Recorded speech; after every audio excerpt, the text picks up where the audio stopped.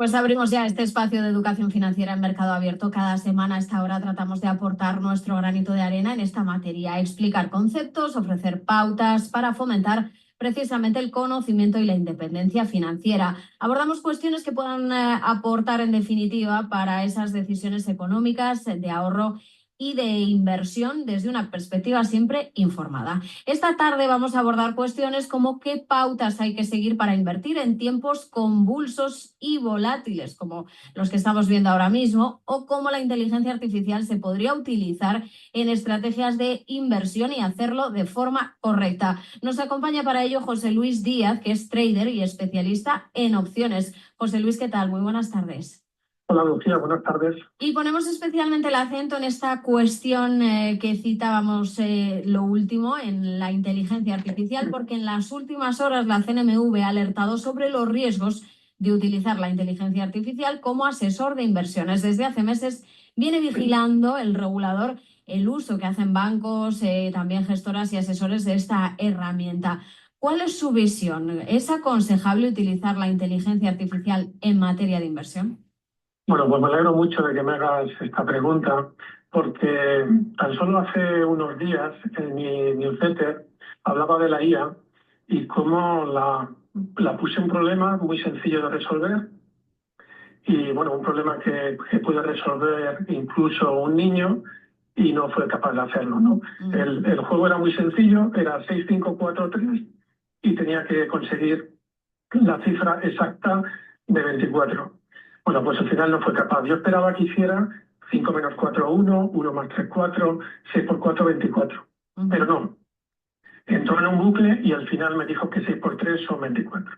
Bueno, es un ejemplo del estado actual de la IA.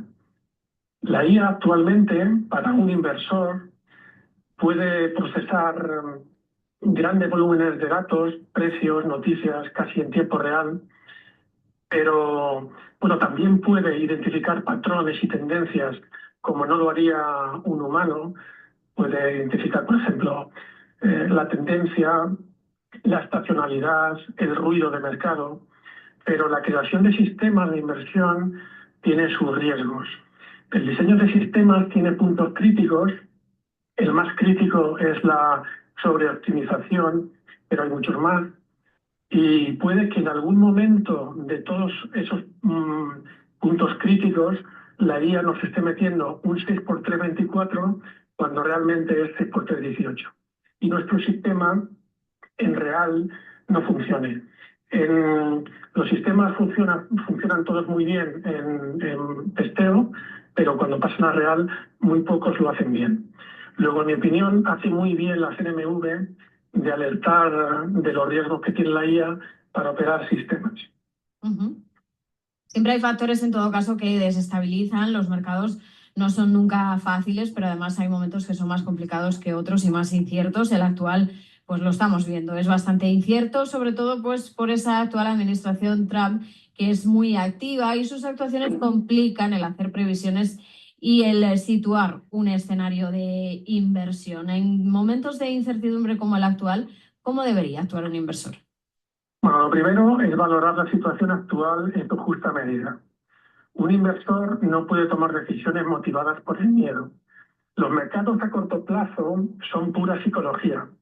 Si nos fijamos en el S&P 500, en sus últimos 25 años, el retroceso medio que ha tenido es del 13%. El retroceso actual del mercado, el mercado americano me estoy refiriendo, es aproximadamente del 6%. Luego, estamos en una situación que es totalmente normal. O sea, no se puede negar que existen problemas, enfriamiento de la economía americana, por ejemplo, o la política de aranceles que seguramente nos va a traer un repunte en la inflación, pero en mi opinión es un buen momento para generar ingresos con la venta de opciones y un perfil muy conservador puede aplicar como mucho coberturas parciales. El actual, no sé si es el peor momento en décadas para mantener además los ahorros parados en una cuenta, que esto siempre se alerta sobre ello, de que no se dan rendimiento, pero no sé si con las condiciones actuales es incluso un momento todavía peor. Pues sí, seguramente sea uno de los peores momentos de la historia para tener el dinero parado. El dinero a la vista pierde valor debido a la inflación y solamente hay un modo de evitarlo, que es a través de la inversión. Si vemos un ejemplo muy sencillo, el dinero parado en una cuenta de inflación al 2,5% a 10 años, bueno, 2,5% es un dato bastante conservador. Tenemos que recordar que hace 3 años la inflación, tanto en Europa como en Estados Unidos, estábamos a niveles del 8%. Pues si lo comparamos, esa cuenta, este dinero parado en la cuenta, el 2,5%, con dinero invertido del S&P 500, por ejemplo, al 7% durante 10 años, y luego nos vamos 10 años después para comparar qué ha pasado, pues vemos que ese ahorrador que tenía sus ahorros en la cuenta ahí parados han perdido aproximadamente un 30% de valor adquisitivo, mientras que el que había invertido en el S&P 500 pues ha conseguido prácticamente un 100% de rentabilidad. Es comparar 100% de rendimiento con 30% de pérdida. Bueno, es un ejemplo que ilustra muy bien la diferencia entre tener parado el dinero o invertido. A tener eso muy en cuenta, y es que quizás nos sorprendemos del porcentaje de ciudadanos que mantiene parado su ahorro. ¿Es por falta precisamente de esta materia que estamos tratando, de educación financiera? Bueno, es cierto que la educación financiera no se enseña en los colegios y la verdad que es una lástima. Igual que se enseñan, no sé, capitales mundiales, ríos, cadenas montañosas, se debería enseñar educación financiera. No todo el mundo necesita ser un experto en finanzas, pero sí es necesario saber lo básico: cómo se construye un plan de ahorro, la inflación, tipo de interés, qué es el interés compuesto, cómo leer un folleto informativo de un fondo, qué es el alfa de un fondo, cómo hace un fondo, cómo se comporta un fondo respecto a una referencia, la estructura de comisiones. Bueno, son algunos conceptos básicos, pero que si lo supiéramos desde el colegio, bueno, pues nos vendría a todos muy bien. También existe un poco de, no sé cómo llamarlo, pereza a la hora de comenzar a entender las finanzas personales. Alguna vez, sobre todo recuerdo en el año 2022, que bueno, con los tipos de interés que estaban al 5%, pues bueno, en Europa y en España también, pues los bancos ofrecían un 2,5 o un 2% de rentabilidad.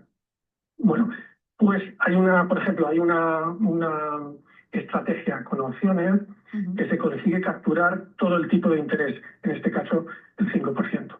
Bueno, yo esa estrategia se lo hablé con varios amigos para que la implementaran y al final, ¿cuántos la hicieron? Pues prácticamente ninguno. Nos tenemos que dar cuenta que el dinero forma parte de nuestra vida y tenemos que saber gestionarlo. Y bueno, y como el dicho, ¿no? El dinero no da la felicidad, pero lo que sí es seguro que nos va a dar es libertad. Y si tenemos libertad, vamos a hacer las cosas que más nos gustan y seguro que vamos a ser más felices. Pues importante a tener eso en cuenta. No da la felicidad, pero da libertad, que aporta bastante a esa felicidad. El oro, vamos a mirar al oro, que es considerado el activo refugio por excelencia. Así lo viene demostrando desde luego en los últimos meses. Lo estamos viendo con una subida fulgurante. ¿Es de los que piensa que hay que tenerlo en cartera como fondo de armario básico para un inversor? Bueno, el oro lo está haciendo bien bueno, creo que habrá tenido en el último año una rentabilidad en torno al 40%. Lo está haciendo bien porque la inflación no está controlada, se espera un recorte de tipo de interés, el dólar ha retrocedido durante el año aproximadamente un 5%. Bueno, y estos tres factores, que son los drivers del oro principalmente, hacen que su cotización se impulse. El oro es uno de los activos que más división crea entre los inversores. Los que están en contra achacan que es un activo que no genera renta, como puede ser, por ejemplo, los dividendos en las acciones o los cupones en los bonos. Los que están a favor dicen que es un activo que te refugia de la volatilidad y que te protege contra la inflación. Bueno, yo estoy en el grupo de los segundos. Me parece un activo muy seguro y además soy capaz de ingresar primas con la venta de opciones que son una especie como de dividendos o cupones. Además, el oro forma parte de las carteras, de muchas carteras de indexación, ¿no? Estoy pensando en la cartera permanente, que tiene prácticamente, bueno, tiene un 25% de pesos, ¿no? Bueno, en resumen, para mí el oro es un activo que me gusta mucho y que tengo en cartera habitualmente. ¿Y piensa que es la mejor opción para que un inversor particular pueda acceder a esta inversión en oro? Bueno, lo más importante que tiene que saber un inversor, que el oro es un valor refugio que mantiene el valor a largo plazo. Y luego no existe una mejor manera de invertir en el oro. Cada tipo de inversión tiene sus características diferentes y debe estar adaptada a cada tipo de inversor. Invertir, por ejemplo, invertir en oro físico, es cierto que ofrece la propiedad directa, pero implica costes de almacenamiento, problemas de seguridad y luego tiene una menor liquidez. Para mí la liquidez es muy importante. Sin embargo, los ETFs de oro, en cambio, son más líquidos, son más accesibles y luego tienen costes mucho más bajos. Mi preferencia es a través de los ETFs porque me permite gestionarlo como si fuera una acción. Y puedo hacer operaciones de cobertura, puedo generar ingresos, pero al final cada inversor debe decidir según su perfil. Perfecto. Hablando de pequeños, precisamente inversores, de minoristas, ¿cómo deben observar lo que hacen los grandes inversores? ¿Qué lecciones deben extraer? Bueno, cada gran inversor tiene su forma propia de invertir y la verdad es que se puede aprender mucho de ellos. Pero es muy difícil copiar directamente porque cada persona tiene un estilo de inversión y quizá no sea exactamente el tuyo. Lo que tienen en común principalmente todos los inversores, los grandes inversores, es que tienen una visión a largo plazo y luego que tienen unas carteras muy diversificadas. La realidad actualmente es que nunca ha sido más fácil copiar a los grandes inversores.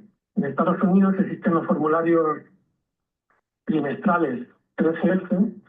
En estos formularios, cada gestor tiene que indicar cuáles son sus posiciones en acciones, el valor del mercado de esas acciones, en las nuevas compras o ventas que ha realizado en el trimestre y también, muy importante, sus posiciones en opciones financieras.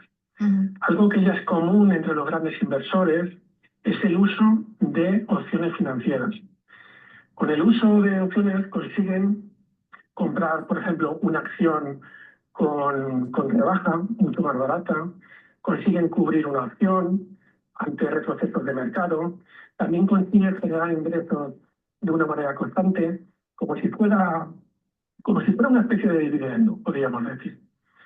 Bueno, pues esas tres cosas que acabo de enumerar, comprar más barata, cubrir y generar ingresos, lo consiguen con los dos tipos de opciones que hay, que son call y put, que la mayoría de los inversores, sobre todo los que se inician, bueno, esos conceptos no los conocen. Además, estos conceptos son muy importantes y dan nombre a mi escuela, opciones call y put. Grandes inversores como Buffett, Simon, Soros han utilizado opciones. Pero al final da igual si te llamas Buffett, te llamas Soros o seas un inversor anónimo. Con opciones, al final compras más barato, puedes cubrir y puedes generar ingresos. Bueno, esto de las opciones es un campo muy amplio y creo que se podría hablar en otro momento, ¿no? Porque es un tema que va para mucho.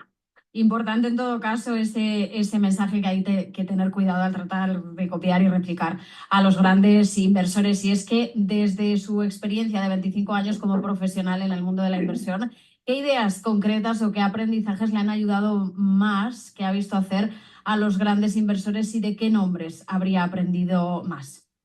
Bueno, creo que es común en todos los inversores. Admiramos a Buffett, que, bueno, yo creo que es el 100% de los inversores. Pero mi perfil es un poco más cuantitativo.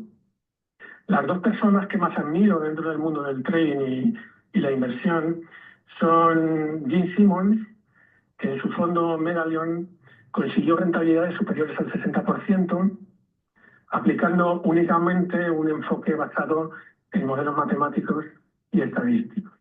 Y también, este es menos conocido, Héctor, que en su fondo Princeton Newport fue el primero en desarrollar un método para valorar instrumentos financieros similares a lo que hoy conocemos como opciones, logrando también rentabilidades consistentes del 20% anual durante prácticamente también 20 años. Bueno, pues la capacidad de innovación y de buscar y explotar ventajas, tanto de Simons como de Thor, siempre me ha parecido algo fuera de lo normal y de ahí mi admiración por ellos. Vamos con los errores más comunes. Se habla, ¿no?, de aciertos, de aprendizajes, de cosas que sí hay que hacer, pero ¿cuáles pueden ser los errores más típicos que hay que evitar cuando se invierte y que usted ve que más se cometen? Bueno, yo diría, los errores yo diría que hay dos. ¿Vale? El primero es, debes conocer tu perfil de riesgo. Esto te va a ayudar mucho a elegir productos que se ajusten a tu tolerancia del riesgo.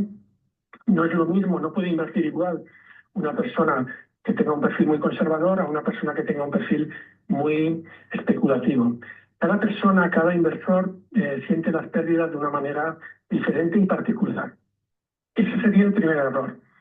El segundo error es lo que ya hemos hablado, es tener una educación financiera suficiente para entender los productos en los que vas a invertir.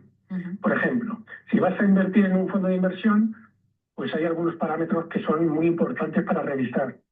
Por ejemplo, máxima pérdida en todo el histórico, estructura de comisiones, rentabilidad de los últimos 3 o 5 años comparado con una referencia. Bueno, estos son los errores de inversión que, en mi opinión, hay que evitar. Primero, conocer tu perfil de riesgo, que es algo fundamental, y luego tener la educación financiera suficiente. ¿Se confunde a medida trading e inversión? También, ya que estamos hablando de errores. Bueno, pues respecto al trading, quería mencionar algo que creo que es muy importante. Muchas veces se piensa que los traders son unos locos que juegan con sus ahorros como si fuera un casino, ¿no? Es cierto que solamente el 10% de los traders son rentables, una estadística que se maneja normalmente, pero también es cierto que solo el 10 o el 15% de los fondos de inversión baten a sus referencias. Dentro del mundo del trading, y ahora estoy centrando en sistemas con opciones y sistemas automáticos, existen formas de operar de una manera muy segura, son muy rentables y que se adaptan a cualquier perfil de riesgo. Volviendo a tu pregunta, en que a veces se confunde el trading y la inversión, para mí hay dos grandes diferencias. Por un lado, esto es el horizonte temporal. En el trading va de segundos, minutos hasta semanas como máximo, y luego la inversión tiene un enfoque más a largo plazo, años y sobre todo décadas. Y luego el análisis que se utiliza para seleccionar operaciones, en el trading se basa básicamente en datos cuantitativos, en modelos estadísticos que te permiten aprovechar cualquier pequeña ventaja. Sin embargo, la inversión se suele apoyar en el análisis fundamental de una empresa, sus ingresos, sus beneficios, si tiene deuda o no la tiene, en su crecimiento. Lo más importante, tanto si eres trader o si inviertes, es que el sistema que elijas se debe adaptar a tu perfil de riesgo. Eso es lo fundamental. Si eso lo consigues, todo va a ir bien. Si no lo consigues, seguramente vaya mal. Pues con esas ideas nos quedamos. José Luis Díaz, trader y especialista en opciones, muchas gracias por acercarnos todos estos detalles en este espacio de educación financiera aquí en Capital Radio Mercado Abierto. Muchas gracias a vosotros.